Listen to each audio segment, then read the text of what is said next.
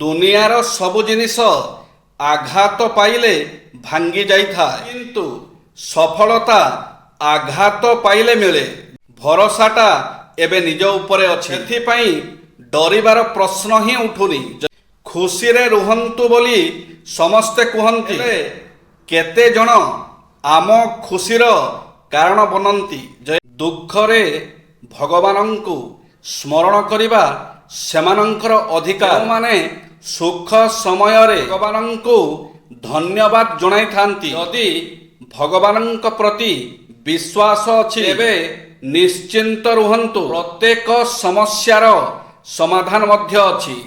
ଲୁଣରେ ଯେତେ ଅଖା ପଡ଼ିଥିଲେ ମଧ୍ୟ ଗୋଟିଏ ବି ପିମ୍ପୁଡ଼ି ଦେଖାଯାଏ ନାହିଁ, କିନ୍ତୁ ଯଦି ସେଠାରେ ଚିନିର ଗୋଟିଏ ଦାନା ପଡ଼ିଥାଏ ତେବେ ଅନେକ ପିମ୍ପୁଡ଼ି ଆସନ୍ତି। ଏହିଭଳି ଯଦି ଆପଣ ଆପଣଙ୍କ ପ୍ରକୃତିରେ ଦୃଢ଼ତା ରଖିବେ ତେବେ ଲୋକମାନେ ସ୍ୱୟଂଚାଳିତ ଭାବେ ଆପଣଙ୍କ ପ୍ରତି ଆକର୍ଷିତ ହେବେ। ଯଦି ଆପଣ ଲୁଣ ପରି ଲୁଣିଆ ରହିବେ, ଆପଣ ଯେତେ ଡାକିଲେ ମଧ୍ୟ ଆପଣଙ୍କ ପାଖକୁ କେହି ଆସିବେ ନାହିଁ। ମନ୍ଦିରରେ ଠାକୁରଙ୍କୁ ପୂଜା କରିବା ପୂର୍ବରୁ ପ୍ରଥମେ ନିଜ ଘରେ ଥିବା ବାପା ମାଙ୍କୁ ପୂଜା କରନ୍ତୁ। ଦେଖିବେ ଜୀବନରେ ଦୁଃଖ କ'ଣ ଜାଣିପାରିବେନି, କାହିଁକି ନା ସେମାନେ ହେଉଛନ୍ତି ଆମ ପାଇଁ ଚଳନ୍ତି ଭଗବାନ। ନିଜ ପାପର ଦଣ୍ଡରୁ ତ ପୁତ୍ର ଭୀଷ୍ମ ମୁକ୍ତି ପାଇପାରିନଥିଲେ। ମଣିଷ ଭାବୁଛି ଗଙ୍ଗାରେ ବୁଡ଼ ପକାଇଲେ ସବୁ ପାପରୁ ମୁକ୍ତ ହୋଇଯିବି। ଯଦି ଆପଣ ଜୀବନ ସାଥୀଟିଏ ଖୋଜୁଛନ୍ତି ତାହେଲେ ଆପଣ ଏମିତି ଜୀବନ ସାଥୀଟିଏ ବାଛନ୍ତୁ ଯାହାର ଚେହେରା ସୁନ୍ଦର ନହେଲେ ଚଳିବ, କିନ୍ତୁ ତାର ଚରିତ୍ର ସୁନ୍ଦର ହେବା ନିହାତି ଆବଶ୍ୟକ। ସୁନ୍ଦରତାରେ କ'ଣ ଅଛି, ଆଜି ଥିବ କାଲିକି ନଥିବ। 50 ବର୍ଷ ପରେ କୌଣସି ସୁନ୍ଦରତା ନଥିବ। ଥିବ ତ ଆପଣଙ୍କୁ ବୁଝିପାରୁଥିବା ଆଉ ଆପଣଙ୍କୁ ସାଥ ଦେଉଥିବା ଲୋକ ଥିବ।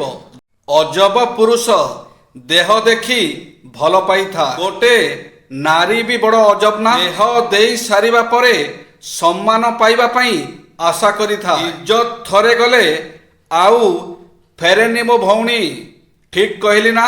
କିଛି ଜାଣିବା କଥା, ଯଦି କୌଣସି ମହିଳା ଶିଶୁକୁ ଅନ୍ୟପାନ କରାଉଛନ୍ତି ଏବଂ ନିଜ ଛୁଆକୁ ବାଥରୁମକୁ ନେଇଯାଆନ୍ତି ତେବେ ସେହି ମହିଳା ଅପରିଷ୍କାର ବା ଅପବିତ୍ର ହୁଅନ୍ତି ନାହିଁ। ଯଦି ଜଣେ ମହିଳା ନିଜ ବୃଦ୍ଧ ପିତାମାତାଙ୍କ ସେବା ସମୟରେ ତାଙ୍କର ମଳମୂତ୍ର ସଫା କରୁଥାନ୍ତି ତେବେ ତାଙ୍କୁ ବାରମ୍ବାର ସ୍ନାନ କରିବା ଆବଶ୍ୟକତା ନାହିଁ। ଯେଉଁ ମଣିଷ ନିଜର ଭୁଲକୁ ଭୁଲ ବୋଲି ଭାବିନଥାଏ, ଏମିତି ମଣିଷକୁ ଆପଣ କେବେ ବି ସୁଧାରି ପାରିବେ ନାହିଁ। ତାକୁ ସୁଧାରିବା ଚକ୍କରରେ ଆପଣ ବି ଭୁଲ ପ୍ରମାଣିତ ହୋଇଯିବେ, ଆଉ ଆପଣ ବି ସବୁବେଳେ ଦୁଃଖୀ ରହିବେ। ସେ ଗର୍ବୀ ଅହଙ୍କାରୀ ମଣିଷକୁ ତା ବାଟରେ ଛାଡ଼ି ଦିଅନ୍ତୁ, ଭଗବାନ ତାକୁ ସୁଧାରିବେ। ଦିନକୁ 10 ଥର କଲ୍ କରିବାକୁ ମୁଁ କହୁନି, ଯଦି ଦିନକୁ ଥରୁଟିଏ କେମିତି ଅଛ ପଚାରିଦେବୁ ନା, ସାରା ଦିନର କଷ୍ଟ ମୁଁ ଭୁଲିଯିବି। କୃଷ୍ଣଙ୍କ 16,101 ପ୍ରେମିକା ଥିଲେ, ତଥାପି ସେ ବନ୍ଧୁ ସୁଦାମାଙ୍କୁ ଭୁଲି ନଥିଲେ। ସାଙ୍ଗର ଗୋଟିଏ କ'ଣ ପ୍ରେମିକା ହୋଇଗଲା, ସେ ମୋତେ ଭୁଲିଗଲା। ସଂଘର୍ଷ ହିଁ ଜୀବନ। ଏବେ ବି ସମୟ ଅଛି, ଉଠିଯାଆନ୍ତୁ, ହେଲେ ଆପଣଙ୍କର ଅଳସୁଆମୀ ଆପଣଙ୍କ ସ୍ୱପ୍ନକୁ ନଷ୍ଟ କରିଦେବ। ଏକୁଟିଆ ଚାଲିବାକୁ ଅଭ୍ୟାସ କରନ୍ତୁ। ସମୟ ବଡ଼ ପରିବର୍ତ୍ତନଶୀଳ। ଯିଏ ଆଜି ଆପଣଙ୍କ ସହ ବାଟ ଚାଲୁଛି, ହୁଏତ ସେ କାଲି ଆପଣଙ୍କ ସହିତ ନଥାଇପାରେ। ସକାଳୁ ଉଠି ଏହି ଭୁଲ କରନ୍ତୁ ନାହିଁ। ସକାଳୁ ଉଠି ପୁନର୍ବାର ଖଟ ଉପରେ ଶୋଇବା ଉଚିତ ନୁହେଁ। ସକାଳୁ ଉଠି ମୁହଁ ନ ଧୋଇ ଦର୍ପଣରେ ମୁହଁ ଦେଖିବା ଉଚିତ ନୁହେଁ। ସକାଳୁ ଉଠି ଅଇଁଠା ବାସନକୁ ମାଜିବା ଏବଂ ଦେଖିବା ଉଚିତ ନୁହେଁ। ଏହା କଲେ ଘରକୁ ଦରିଦ୍ରତା ଆସିଥାଏ। ସକାଳୁ ଉଠି ଖରାପ ଘଣ୍ଟା ଦେଖିବା ଉଚିତ ନୁହେଁ।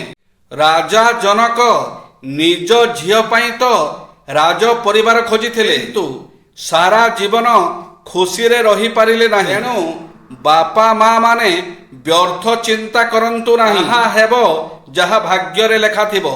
କର୍ମ ଜ୍ଞାନ। କର୍ମ କରିବ କଷ୍ଟ ସହି। କର୍ମରେ ଭଲ ମନ୍ଦ ନାହିଁ। ସତ୍ୟ କର୍ମରେ ଧର୍ମ ଅଛି। ଧର୍ମ କରିବ କର୍ମ ବାଛି। ଏକ ପ୍ରକୃତ ପ୍ରେମ କାହାଣୀ ମୁଖ୍ୟତଃ ପାଞ୍ଚୋଟି ମୌଳିକ ବିନ୍ଦୁ ଉପରେ ଆଧାରିତ। ଗଭୀର ଭଲ ପାଇବା, ଆପୋଷ ବୁଝାମଣା, ବିଶ୍ୱାସ, ସମ୍ମାନ ଓ ତ୍ୟାଗ। ଯଦି ଆପଣ ଅଧିକ ରୋଜଗାର କରିବାକୁ ଚାହୁଁଛନ୍ତି ବା ଏକ ସଫଳ ବ୍ୟକ୍ତି ହେବା ପାଇଁ ଚାହୁଁଛନ୍ତି, ହେଲେ ଏହି ପାଞ୍ଚୋଟି କଥା ମନେ ରଖନ୍ତୁ। ଆପଣଙ୍କ ମାସିକ ଦରମା କେତେ କାହାକୁ କହିବେ ନାହିଁ। ଆପଣଙ୍କ ପାଖରେ କେତେ ଟଙ୍କା ଅଛି କାହାକୁ କହିବେ ନାହିଁ। ଆପଣଙ୍କର ବ୍ୟକ୍ତିଗତ ସମସ୍ୟା ବିଷୟରେ କାହାକୁ କହିବେ ନାହିଁ। ଆପଣଙ୍କର ଦୁର୍ବଳତା ବିଷୟରେ କାହାକୁ କହିବେ ନାହିଁ। ଆପଣଙ୍କର ଆଗକୁ କରୁଥିବା ପ୍ଲାନିଂ ବିଷୟରେ କାହାକୁ କହିବେ ନାହିଁ। କାରଣ ଆପଣଙ୍କର ସଫଳତାରେ ସମସ୍ତେ ଖୁସି ହେବେ ନାହିଁ। ଦରକାର ପଡ଼ିଲେ ଆପଣଙ୍କ ରାସ୍ତାରେ କଣ୍ଟା ହୋଇ ଛିଡ଼ା ହୋଇପାରନ୍ତି। ତୋତେ ସବୁ କିଛି ବୁଝେଇବା ମୋ ଦ୍ୱାରା ସମ୍ଭବ ନୁହେଁ। ତୁ ସମୟକୁ ଅପେକ୍ଷା କର। ତୁ ନିଜେ ବୁଝିବୁ ମୁଁ କ'ଣ ଥିଲି, ମୋ ସହ କ'ଣ କରିଦେଲୁ।